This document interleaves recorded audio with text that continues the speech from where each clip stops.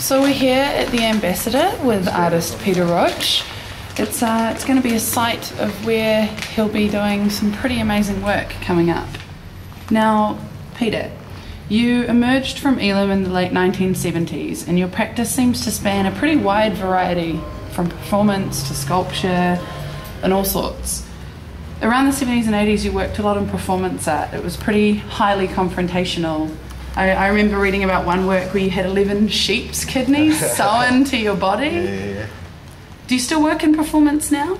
I do a little bit. I mean, the work,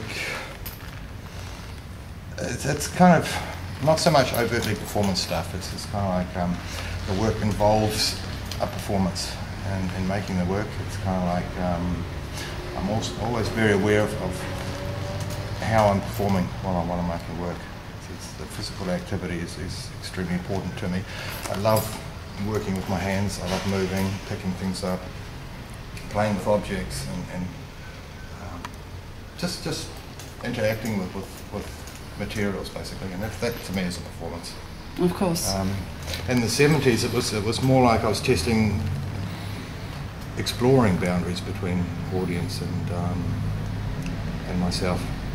And a lot of them were kind of like physically grueling works, quite hard on my body. As you say, the sheep's kidney one was a mild performance, really.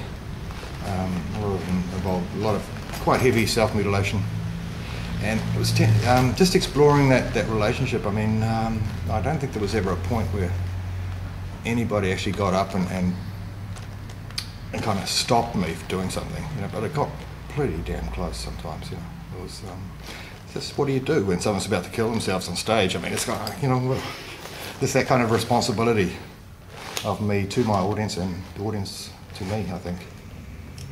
Yeah, and I guess you're also quite well known for your public works. A lot of people will know you for your installation like Coral, which is that huge blue neon sculpture downtown at the Vero complex. Coral's a beautiful work, yeah. It's based on it was based on a little coral. In fact, the inspiration came hunting around for an idea for about a week. Brushing my teeth one night, and there's a coral sitting there on the sink. That's it. That's where that one came from. Yeah, it's a big neon piece made of aluminium and neon light, animated. It kind of breathes very slowly. So it's one of my favourite works, actually. Yeah, and are you still doing more public work or more site-specific work at the moment? Probably site-specific would be a better way to describe it. It's not so much public. Yeah. I've done a number of commissions over the past few years. The most recent for Alan Gibbs. Up on the Kuiper there's a big sculpture park which he's creating. It's an ongoing project for Alan, and I feel incredibly privileged to be amongst the artists he's hand chosen to be represented there. And it's a very large installation in a copse of trees, and essentially what I've done is mounted bright red neon up the trunks of 110 gum trees. Wow. And it's animated in such a way that the whole it just looks like a bushfire. It's incredible. It's beautiful. Amazing. And those opportunities, I mean, they come around very, very rarely. You know, it's kind of to work on that kind of scale. I mean, it's megabucks to create something like that. And Alan's a great man and great guy to work for. You know, he's just incredibly supportive. If he loves your idea, he'll go for it. You know. Yeah. You have a huge event coming up.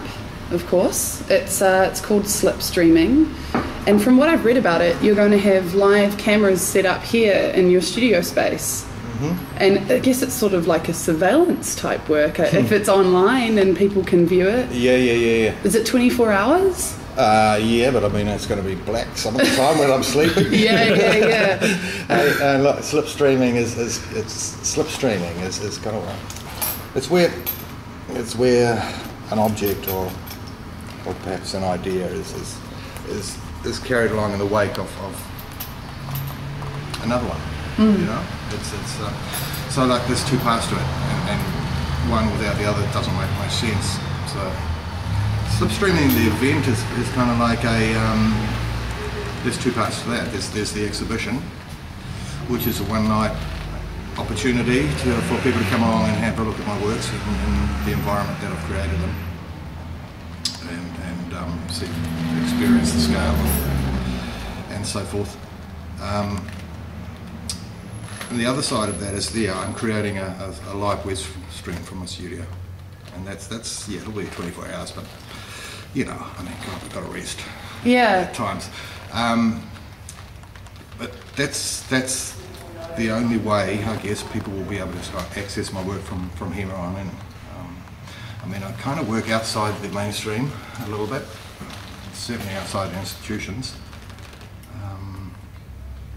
I don't know, I guess the last curated show I was in would have been the Asia Pacific Triennial, 1992, way back then. I mean, there's possibly been a couple of other ones since then, but I mean, generally I get, I guess I don't fit into the curatorial stance that some of these curators are taking at the moment. So that creates a problem for me, and you know, I realised earlier this year when I was archiving all my work, and the work goes back 30 years, is that shit, I'm working in a fucking vacuum, you know, there's no one actually seeing the stuff. So this is a way of demystifying the whole art making process. Yeah, I was going to say there's always been this sort of sense of magic around the artist studio and this sense of secrecy, and it's quite interesting that you're making it all public. Yeah. How do you feel about exposing all of that? Or I like the idea. I mean, yeah? I mean, it should, yeah.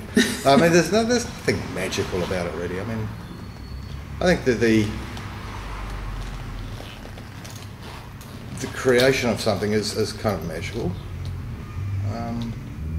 But hey, it doesn't need to be this kind of bullshit kind of, you know, what do you call it?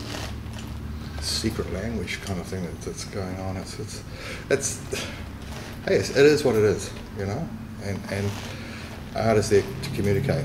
And I think if I can make my art more accessible by going online, it's a good thing. Yeah, it's great. So the launch is on the 26th of August. The launch is on the 26th of August. And it's going to be happening at the Ambassador here. At the Ambassador, in my bar, in my studio. It's going to start at 6 o'clock. And you've got a speaker as well. You've got Tim Walker. I've got Tim Walker coming in to speak, and Tim's been familiar with my work since pretty much day one, basically, since the late 70s. So he's got a good idea of what I've been doing and what I'm actually trying to achieve right now. Yeah. And you're going to be doing a performance which looks incredibly exciting. Well, it's nice. It's nice to see that you're bringing performance and sculpture together, which are sort of your two areas of working. And you were saying before you did a lot of sculpture. A lot of performance in the past. Oh, a lot of performance. I mean, as I say, the act of creation is a performance to me. I mean, whether it's done privately or publicly. I mean, a lot of those performances in the 70s were done actually for 2 or 3 people. You know? Like in private venues. They was that bad. But I mean, putting it online also is kind of like. There's another level there too, because I'm going to be pretty aware of people. Maybe there's someone looking at me, watching me while I'm creating work. You know. Is this performance and the opening going to be online? Yeah, it will be. It's all going live that night. Yeah.